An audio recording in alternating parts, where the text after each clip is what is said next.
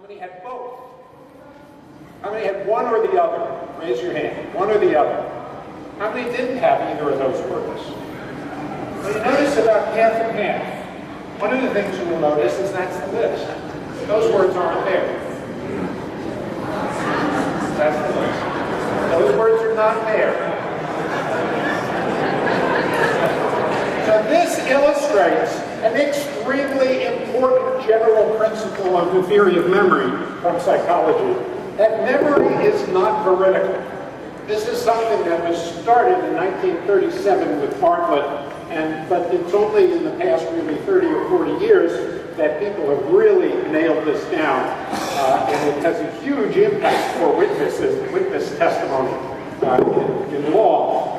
And Buckner and Carroll have a very nice review article that summarizes the state of the theory of memory today, and it really says memory is not a record where you're making a replay of it, that it is made up of little pieces and put together in order to remember something. And this makes perfect sense. If you think where memory comes from, it's evolutionarily determined. Essentially, every organism above a sea squirt has a memory. And why do they have a memory? Memory has not been evolved in us so that a geezer like me can sit on his porch and rock and remember his misspent youth, or wish he had a misspent youth. But it's for the purpose of predicting the future. Evolution doesn't care about the past. It cares, where do I go to avoid predators? Where do I go to get food? Where do I go to get a mate? All of these things, what do I have to do to get a mate? All of these things are future events, and what we do is we have memory that we store standard pieces of, plus we store some bits and pieces, and we put them together in order to prospect, to predict the future. And what this current theory of memory says is that all of these things, including remembering past events, episodic memory, is built by evolution out of these existing tools. So that essentially, it's the same thing, but it's built out of these tools, and they even show that it comes from the same, it activates the same parts of the brain, they're overlapping, and so forth. But what it tells you is you're not actually remembering the past, you're predicting it. So, now, how many people have seen this already? All right. So, I'm not going to show this again. No. What you're going to do is, all right, if you've seen it, raise your hand, find somebody who has not seen it, and explain to them what goes on here and what the point is. Come on, do it. This is interactive classroom.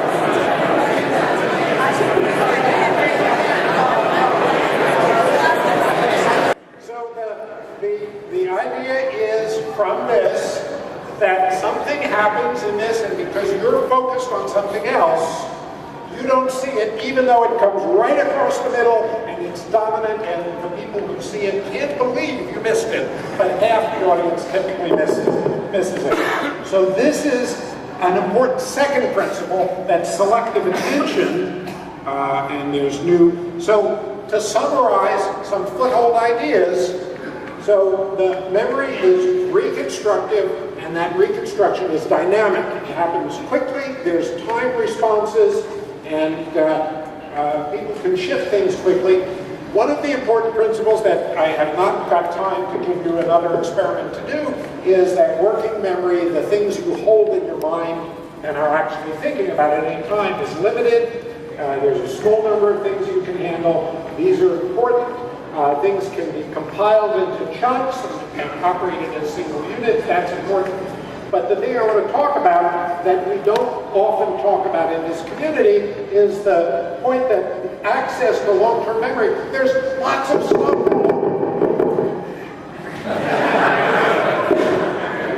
There's lots of stuff in long-term memory, but you don't have access to it.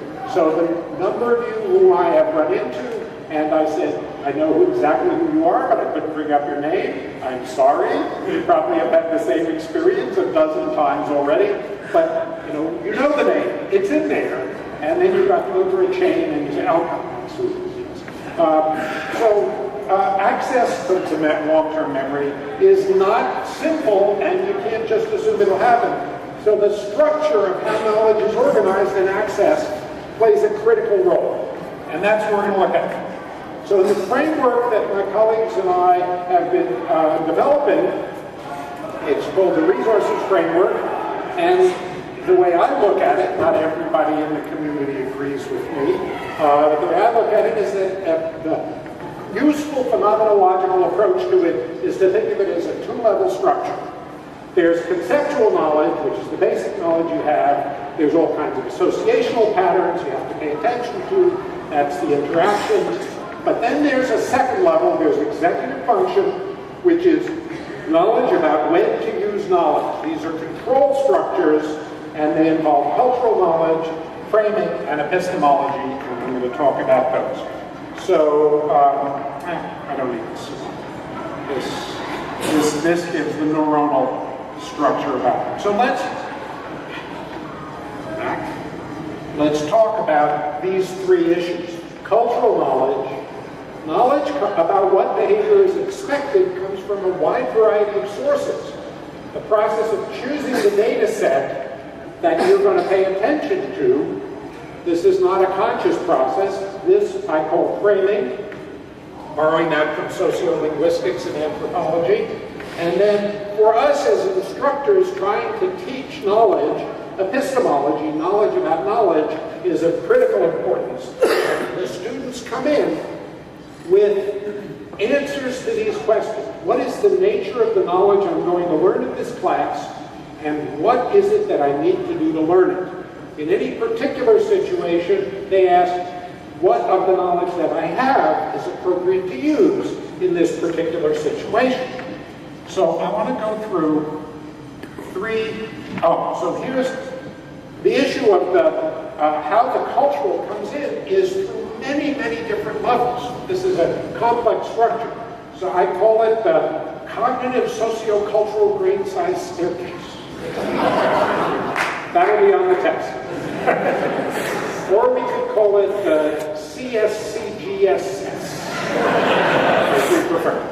But the point of this is that there are structures at various levels that matter. So the neuroscience matters, the links between the neurons matter, the various psychological associations that the psychologists study matter, the behavioral phenomenology that people like Andy DeSessa talk about matter, small group interaction. So your students working in a small group, and their response to the individuals may involve a lot of different things that they know about small group interaction. They don't want to criticize the person because they're a friend and they'll take it badly. The classroom culture the students bring in makes a difference. Broad sociocultural phenomena make a difference. There's a lot of stuff here. So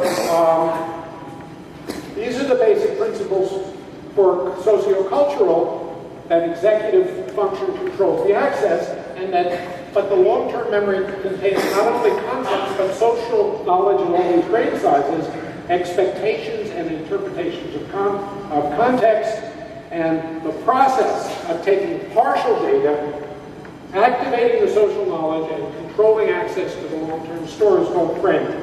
Framing is also reconstructive and dynamic, and there's a lot of stuff. Can we do all this? And each individual is dynamic and continually evaluating. Can we actually do this? Well, we do this in physics in similar situations in many-body theory. I'm trained as a many-body theorist, and you all know about atoms. So let's consider a neon atom with 20 electrons. Is a neon atom? No. What is 20 electrons? Calcium. Calcium atom with 20 electrons. Neon has, I'm a nuclear physicist, so there's 20 electrons in a calcium atom. They're going all over the place. Each electron repels each other with a huge force. The potentials go to infinity. So anytime, there's no room for them to move around without getting in each other's way. How can we do anything at all? It's going to be a blooming, buzzing chaos. What can you do? Well, what we do is we ignore it. We say, oh, let's average over all those other electrons and ignore the correlations, and we get out the atomic shell model. It's a mean field. And guess what? That works like a charm. It gives us all of chemistry. All of chemistry. Every molecular orbital is a mean field approximation and includes correlation. We could do no chemistry without the mean field approximation. So I am conjecturing, let's give it a try. Let's see if we can get some kind of mean field approximation. So let's see let's talk about framing a little bit. I'm going to give you 3 examples. The behavior of individuals in a context is affected by their perception and interpretation of the social context in which they find themselves.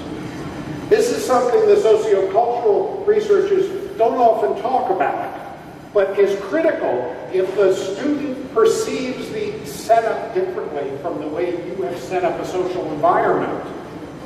It doesn't matter how you intended to set it up. They will function in the setup they think they're in. And I like to talk about framing as the interface between the individual and the sociocultural environment that they find themselves in. So here's the components that people have begun to build up. Some of you will recognize these terms. There's lots of people that I associate with these. This is just the first names that came to mind in the various cases, and you could write a long list. And I want to give you a couple of examples of this, 3 examples of different framings that the students bring to our class. One-step thinking, the answer is obvious. Okay. So this is from Lolcats, I'm sure you're all familiar with, about falling objects. So let's try this. And so this is a test for you guys. So I dropped 2 metal spheres, one 1/2 kilogram, the other 2 kilograms, and they hit the ground at almost the same time. So that's given, that's not the question. Which of the following statements are true? The force of gravity on the 2 kilogram weight is greater than that on the 1/2. The force is less, the force is equal, not enough information to tell. All right, hands up. Answer 1. Answer 2. Answer 3. Answer 4. Wow, all right, good. Good. Now let's try another. Pulling 2 weights, 2 kilograms and 1/2 kilogram along a table with each. No, let's go back. So, go back. All right. So what do you think your students are going to answer?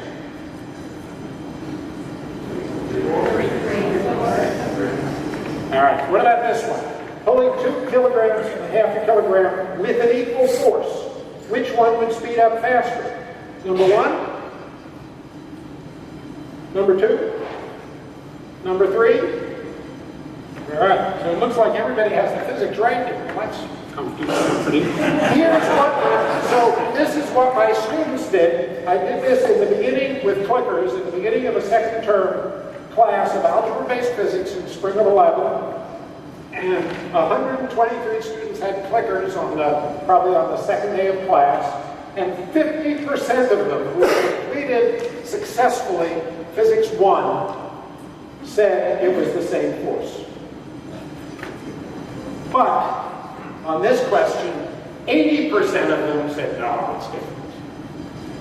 And they didn't realize that it was the same question. So what this shows is, I call this one-step thinking, that the students reach for something right away and are happy with the answer. And in the first case, framing the question as, oh yeah, it's a physics class, it's gravity, I remember gravity is the same. Give that answer.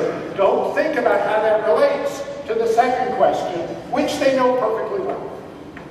So sometimes they're bringing in a mean field, which is roughly each question is independent and should be approached anew. You don't have to look for coherences or coherences from your other knowledge.